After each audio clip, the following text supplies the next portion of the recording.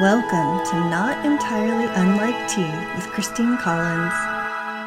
Hey there, it's Christine Collins, and I've got a really useful strategy for you. If you ever find yourself in the position of needing to get something done or wanting to get something done, but finding that you don't feel motivated or inspired, you don't have a sense of a thrill or excitement in what you're creating or producing, ideas just aren't flowing, you're not feeling creative, things aren't flooding in for you, and some really simple practical ways that you can stimulate that for yourself. So when we envision an experience where things are just moving forward for us with great ease, ideas are coming in and they don't feel forced, we are talking about flow state. And there's actually a neuroscientific basis for flow state. It can be measured with functional MRIs, and they can observe that the frontal lobe areas, which are related to things like self-consciousness, self-doubt, self-reflective thinking, which we all slip into at times, but those areas are reduced, so we experience less anxiety, less self-doubt and self-consciousness, less second-guessing ourselves. And in a flow state, our stress levels are lower,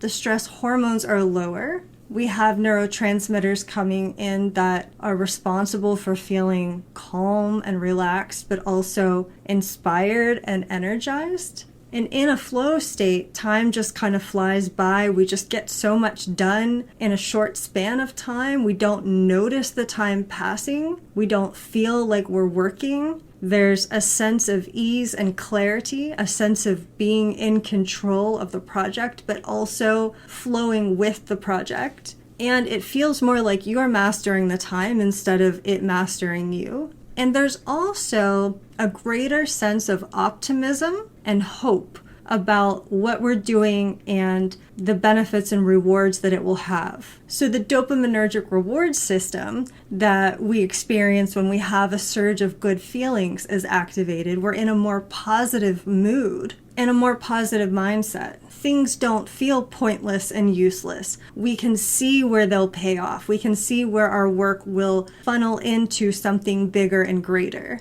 There's also reduced physical discomfort. So sometimes when you get into a flow state and you're working on something, perhaps you're painting or doing something really creative, it's like you might not even notice the discomforts of your body because you're that wrapped up in what you're doing. There are also some benefits for us when we can access flow state and those places of relaxation. And part of this comes from being in a deeper brainwave. So when we're fully alert and in a beta brainwave, we can shift into a more relaxed state, such as the alpha brainwave, and sometimes go deeper into a theta brainwave. And in those brainwaves, we become more relaxed, less self-conscious, we become more creative, more intuitive. We experience things like emotional integration and emotional release. It can be very healing for us on an emotional and a physical level. And some of this has emerged around research into tools like yoga nidra and hypnosis, which can help to facilitate these brainwave states. We release serotonin, we have less anxiety, we release GABA, which is also related to stress release, calm, and restoration. There are physical and health benefits that can occur from being in these brainwave states. And we are just in general in a space of being more creative and relaxed overall. Now, lots of people experience getting into these states sort of by accident, where they're getting really brilliant, genius ideas at inopportune times, like when they're falling asleep, or in the shower, or driving, or listening to music, and they're not necessarily in a place where they can write down their brilliant idea. And part of that reason for that happening is because they have actually transitioned into a more relaxed state, where their minds are becoming more creative and more open. But the good news is we can tap into that flow state on purpose and with intention. And we can do that by designing a purposefully relaxing activity right before we want to do some creative work. And that can look like a lot of different things depending on what works for you. It could be taking a walk. It could be having a massage. It could be going for a swim. It could be using a tool like yoga nidra or hypnosis. those things specifically stimulate the flow state to help us to get very relaxed and to become more creative and intuitive. And then from there, having a notebook or a notes app somewhere nearby to capture the ideas when they come, playing with those ideas in your mind, kind of going into your relaxing activity with a purpose or a goal, and then focusing lightly on that purpose or goal, holding it lightly, maybe visualizing different possibilities for what you would like to create before you actually sit down to do it. You can also go in with the intention of solving a problem or something that you haven't been able to figure out when you're sitting at your desk. So that allows you to tap into your intuition and into flow, to use that deeper, more intuitive side of yourself to help you find a solution.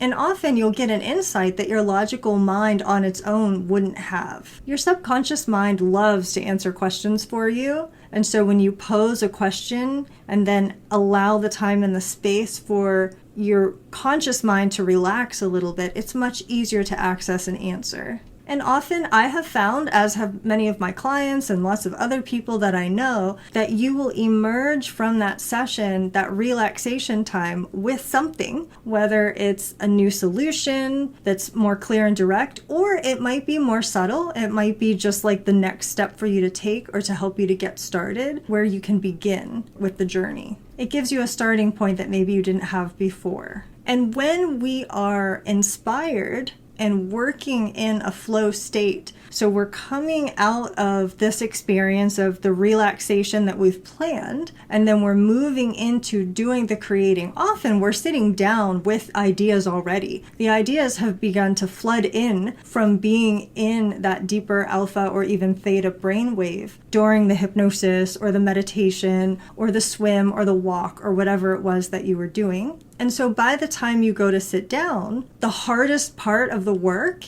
has been done. And now you're just bringing it out into existence, putting it onto the page, and things are flowing with ease. Your time working and your productivity is far more effective because you're getting more done in 30 minutes of flow state than you would have gotten done in 3 hours of yucky state. And you've probably had this experience somewhere along the way if you are a creator and you make things regularly. And a lot of times it feels like something that just happens to you that you slip into, and that certainly happens a lot. But you can create your flow state on purpose and with intention through using some of these tools, through strategizing your relaxation activity to happen at a time where you know you're going to have work time. So if you've got like an hour budgeted out to accomplish something, take that 15 minutes prior and do your relaxing activity, whether that's using a tool like hypnosis or yoga nidra or something else that works for you, and then sitting down to do the work and finding that it moves that much more smoothly.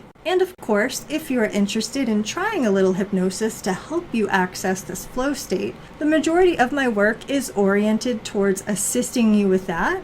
And I do offer a free little 8-minute meditation to start your morning off on a high vibe. Now, it's not a hypnosis, it is just a meditation. So the elements and the process and the outcomes are a little bit different, a little bit more surface level, but it is a gorgeous little taster to help get your mood started off in the morning for the rest of your day. And then you'll also be able to hop on my email list and get updates and special offers and things like that about hypnosis if you are curious to learn more. So I hope you found this to be helpful and useful to you. And until we connect the next time, I wish you a most magical and creative rest of your day. Thanks for listening. This is Christine Collins at transformcreate.com.